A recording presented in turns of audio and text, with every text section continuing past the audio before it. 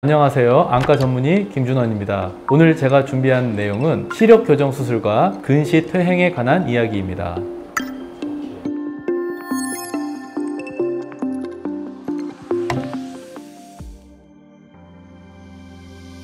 시력이 떨어지는 경우는 흔하게 생길 수가 있습니다. 근데 문제가 되는 경우는 0.7, 0.6 떨어져서 다시 안경을 써야 될 것 같아.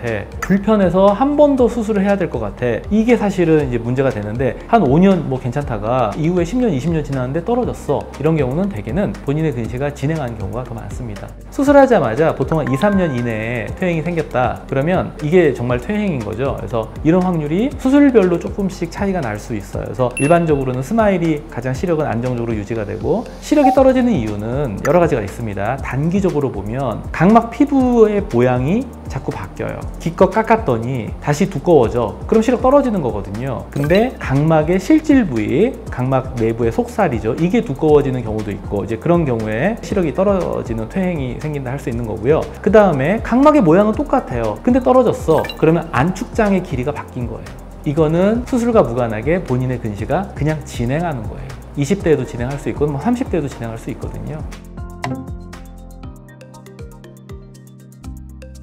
퇴행이 안 되는 게 좋을 것 같아. 한번 수술하면 시력 더 잘 유지하고 싶어. 그러면 제가 권하는 거는 수술이 가능하다면 당연히 라식 라섹보다는 스마일을 하는 게 첫 번째 우리 선택이 되는 거고, 라섹 같은 경우에는 피부를 벗겨낸 다음에 바로 깎는 거잖아요. 그래서 피부가 재생이 되면서 리모델링의 과정을 이후에도 계속 겪을 수가 있습니다. 그래서 각막 상피가 다시 두꺼워지면서 시력이 떨어지는 그런 확률이 좀 더 있을 수 있겠고, 라식 같은 경우도 각막 절편을 들어 올리면 상대적으로 스마일이나 라섹에 비해서 각막이 많이 약해집니다. 자, 근데 각막이 좀 더 강도가 약해지면 정상적인 그런 안압에 각막의 곡률이 조금 바뀔 수가 있습니다. 그러면 그것도 시력이 떨어지는 쪽으로 우리가 작용을 하는 거거든요. 근데 스마일은 상대적으로 각막의 강도가 최대한 유지가 되면서 각막 피부를 아예 안 건드려요.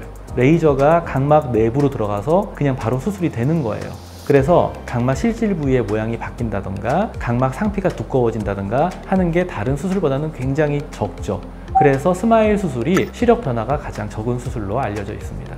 두 번째로, 각막이 조금 약하거나 교정량이 많은 경우에는 각막 강화술을 하면 각막 약해지는 것도 막지만 퇴행도 우리가 어느 정도는 예방을 할 수 있습니다. 그것도 굉장히 중요하고요. 각막이 약해지면 안압 때문에 각막 곡률에 영향을 받아서 이것도 시력이 떨어질 수 있기 때문에 각막 강화술을 하는 게 퇴행을 줄이는 데도 도움이 되겠습니다. 세 번째는, 안약 너무 안 넣거나 그러면 그것도 나중에 퇴행의 원인이 될 수 있습니다. 수술 후에 안약 열심히 넣어야 되고, 그 다음에 내가 평소에 너무 들여다보지 않기, 어느 정도 적정한 거리를 유지하기, 이런 것들을 종합적으로 해서 우리가 퇴행을 예방하는 노력이 필요하게 되겠습니다.